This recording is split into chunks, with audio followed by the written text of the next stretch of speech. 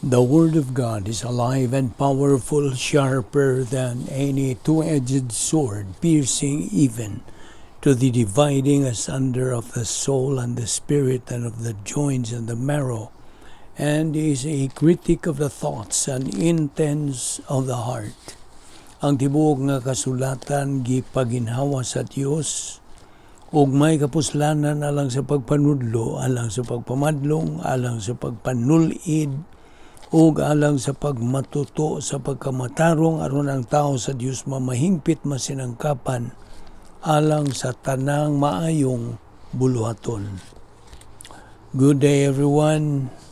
Kumusta itong mga subscribers, followers, viewers, our fellow believers, hinaot nga namos maayong panglawas nining higayuna sa atong pagpadayon sa pagtuon sa pulong sa Dios. Okay, so dito maglangan sa atong pagpadayon, gikinahanglan nga mangandam ta sa tagsa-tagsa na ito kakalag. Ingon nga magtutuo, gimanduan kita nga atong hingandan isugid ang tanan atong mga salang nabuhat nining adlaw aron dili kini mahimong babag sa atong pagtuon sa pulong sa Dios ug nga kita mapun-an sa Espiritu Santo ug kita dumalahon sa Espiritu Santo sa pagtuon sa pulong sa Dios. Gamita ang 1 Juan 1:9 kon gikinahanglan nimo. Alang kanimo dili magtutuo, tumuo ka kang Ginoong Hesus ug ikaw maluwas. Okay. Now, kagahapon atong gisgutan kadtong sa atong pagpadayon sa pagtuon ining 10 or God's 10 problem-solving devices. Akong giingon kanimo nga as we advance to spiritual maturity sa atong pagpadayon sa sibog ang susunahan sa atong espirituhanong pagkinabuhi, God will grace us out with blessings in time nga lungtaon which lead to blessings and rewards nga atong may experience niya dito sa langit. So mo ni gitawag nato og surpassing grace. So you have an amazing retirement plan. Akong sulti kanimo kagahapon, ang imong production, imong mga maayong binuhatan nga Diyos nun, divine good, dinhi sa panahon, kini will be multiplied. Ingon nga ganti didto sa eternidad. So, ang imong pagkamatinumanon ngadto sa Ginoo and learning and applying biblical wisdom, kini pagagantihan. So mo itong atong quote kadtong Isaiah 64:4 na nagkanayon, the eye has not seen, the ear has not heard, the heart has never felt the amazing things God has awaiting or God has waiting for you. Okay, now karon ato ra kong tukbilo gamay mahitungod kining pagampo. Now of course, dunay agenda nga sundon aron epektibo ang imong pagampo. Nomdom ka niya itong agenda nga CTIP. C, confession. T, thanksgiving. I, intercession. O P, petition. Mao ni guide, okay, or agenda. Now, of course, ang pagampo, grasya man kining pagsangkap sa Dios o mando niya. Gani, diya sa 1 Tesalonica 5:17, nakanayon, pray without ceasing. Huwag pag-undang. Di man niya po'y punto nga akong dadon kanimo nga, ang pagampo, dili ni problem-solving device, dili. Wa na ma-pills lista. Ang pagampo, mao ni atong paagi sa pag-communicate diretso nga to sa Dios. So ang Hebrewanon 4:16 na kanayon, let us come boldly to the throne of grace, that we obtain mercy and find grace to help in time of need. Now, niya naman ta karon sa problem solving ngayon sa grace orientation. Niya pa ta sa ikaupat nga problem solving device gisangkap sa Diyos kanato.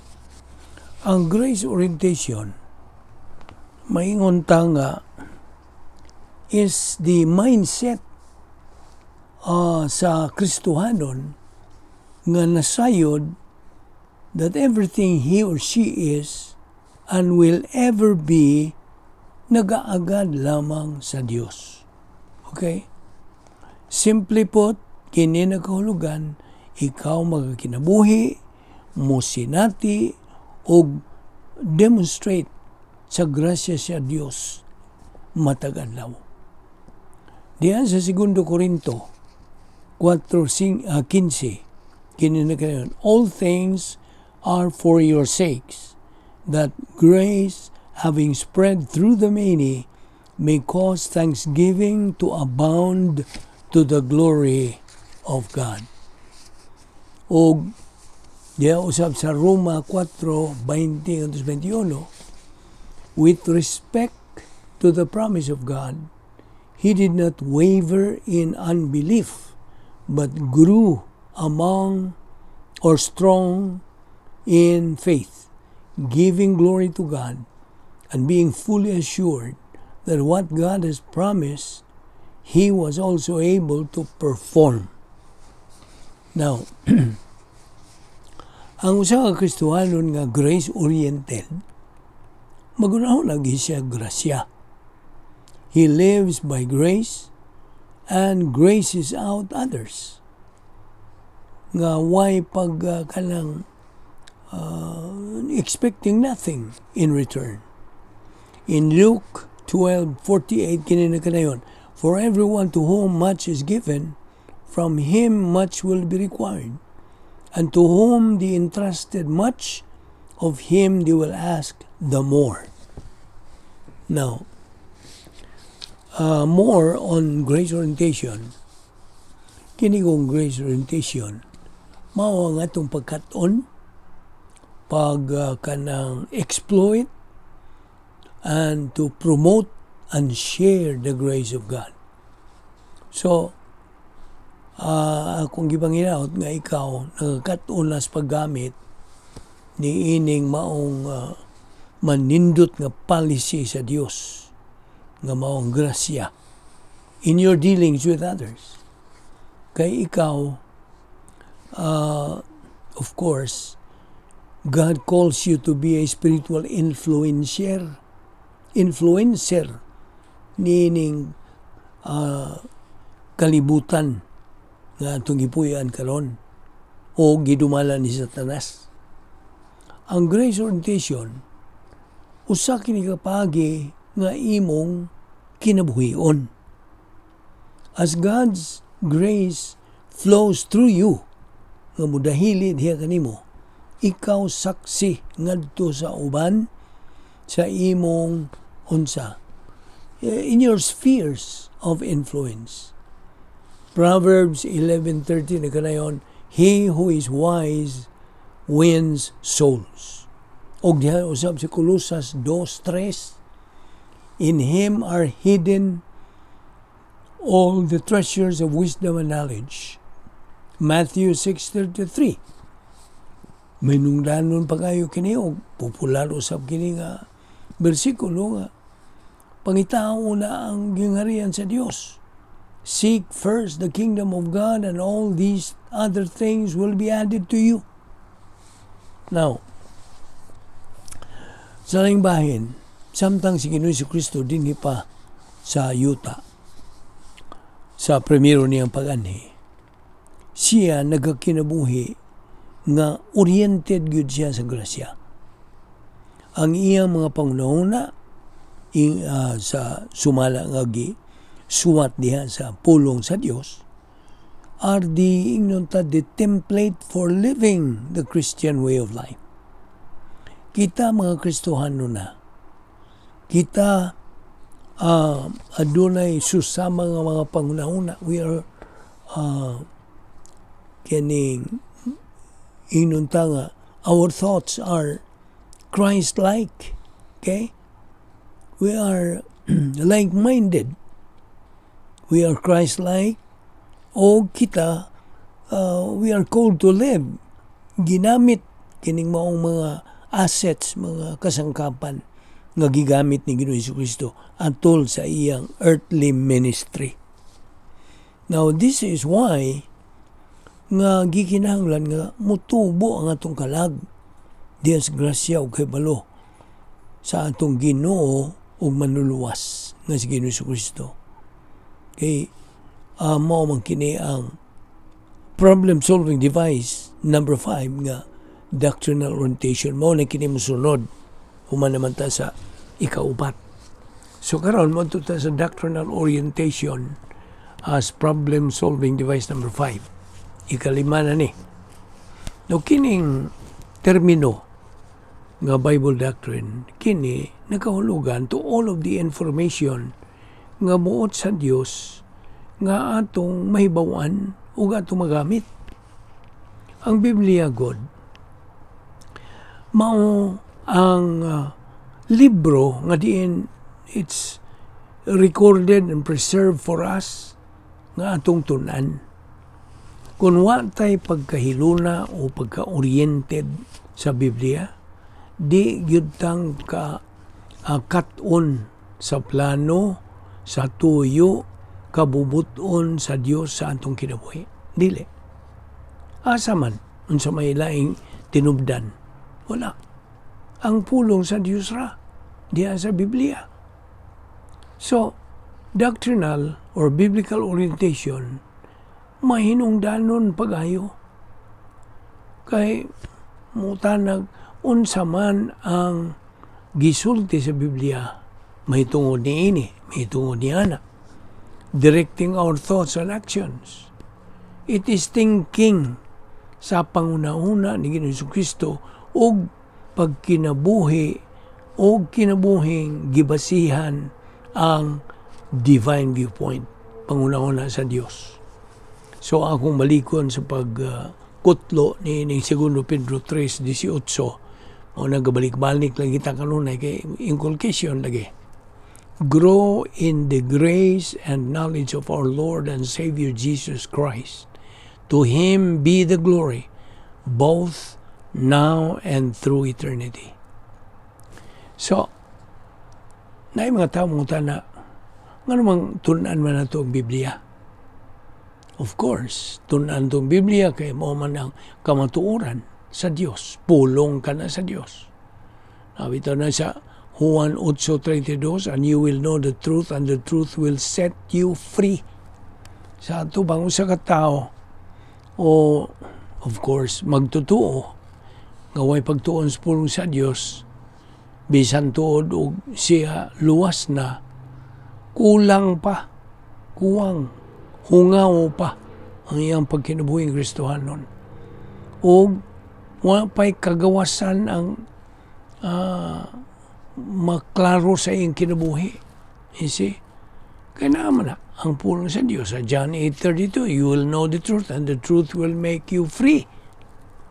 So, ang Biblia, dili kay libro kini sa kasaysayan. Dili lang kay libro sa kasaysayan with do's and don'ts. No. Mapa kini, kumpas kini, giya kini. Ang Biblia is also known nga kumplito na nga kanang balaang kasulatan, completed canon of Scripture. Ang pulong canon, in English man na, diha kinikuha sa Grigong pulong nga canon, K-A-N-O-N. Kung sabot nining K-A-N-O-N nga canon, kini nakahulugan og measuring stick, sukdanan, o standard. So, ang pulong sa Diyos sets our standards. Gabayan. Ang tanan nga na sa Biblia, paginhawa sa Diyos. Inspired by God, nga may tuyo for a reason.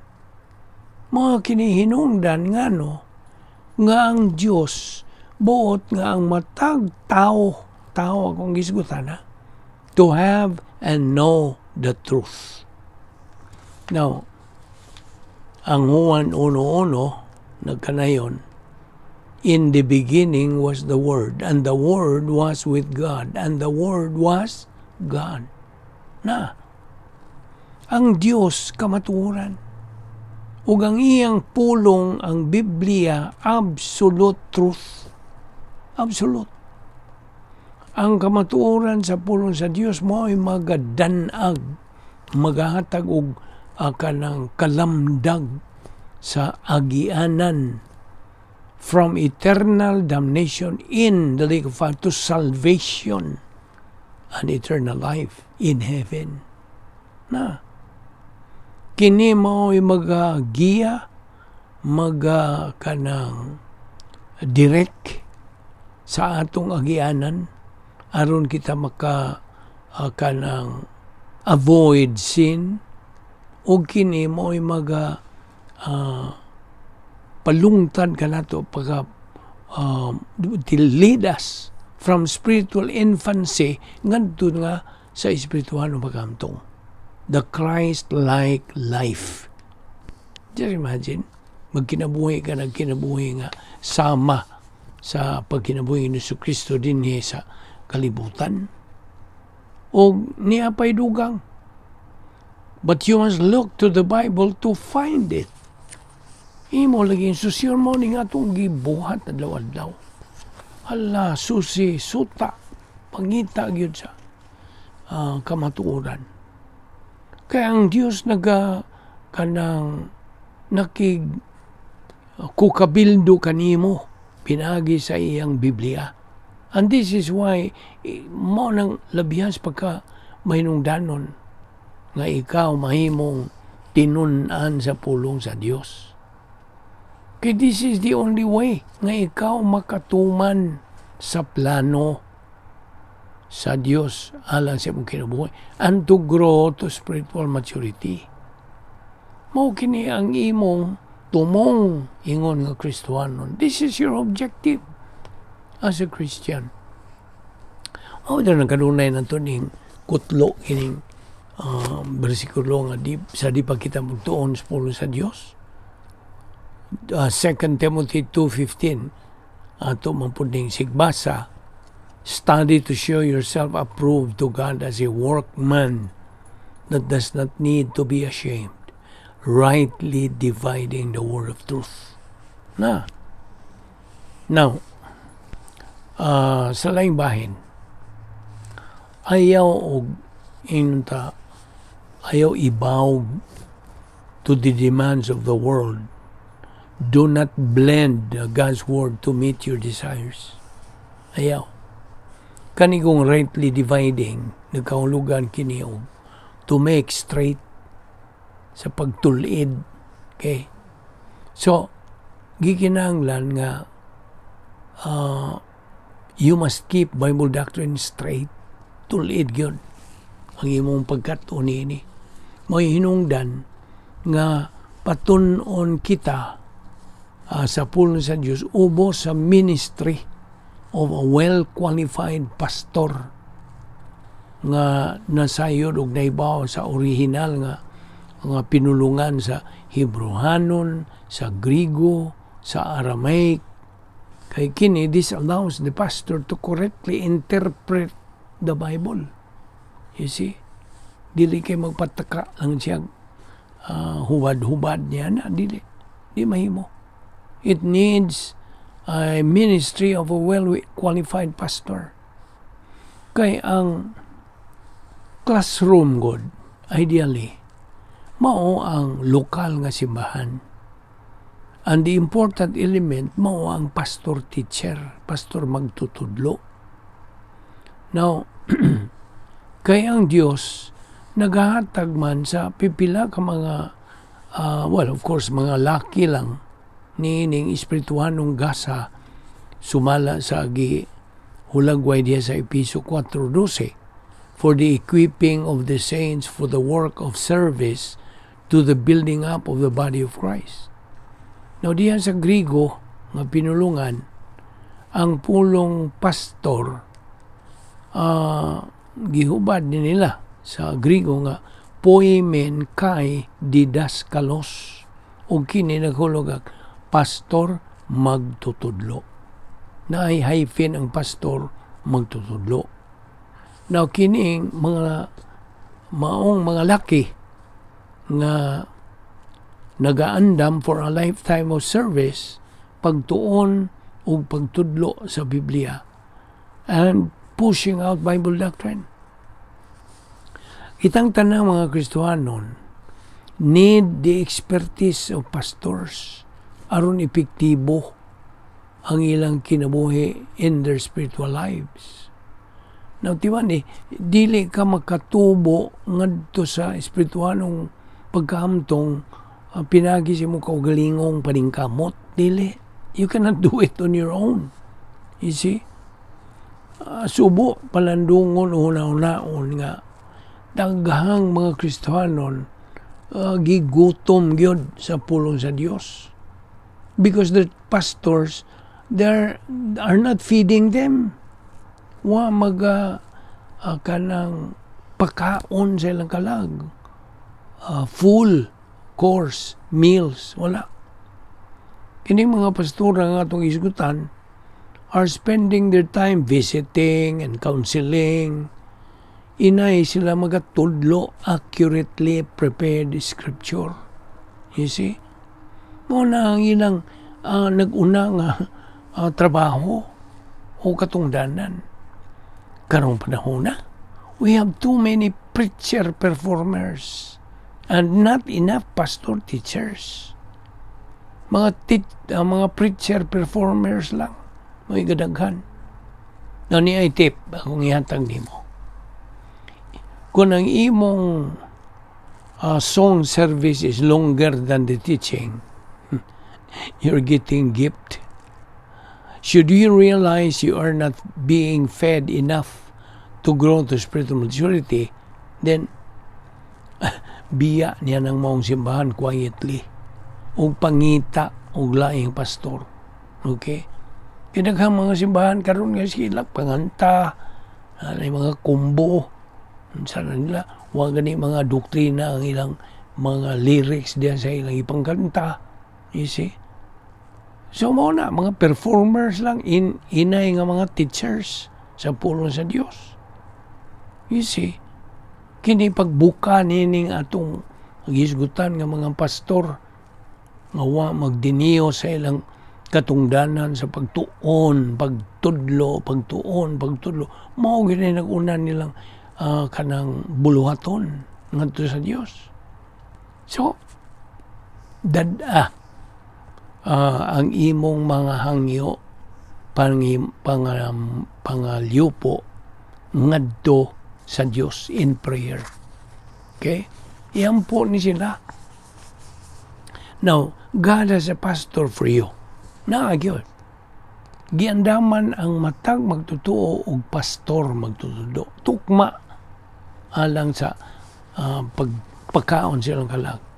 So God has a pastor for you and He will lead you to Him. Now, there are many sound biblical studies available sa pinagi mga libro o electronic conveniences alang sa imong paggamit. So, wag kaya ngay bayaran. Never pay for God's Word.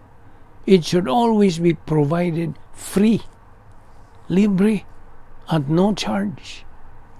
So, ingon nga tinunan sa pulong sa Dios, pagbaton niya ng self-discipline aron ma-develop nimo diha kanimo effective study habits.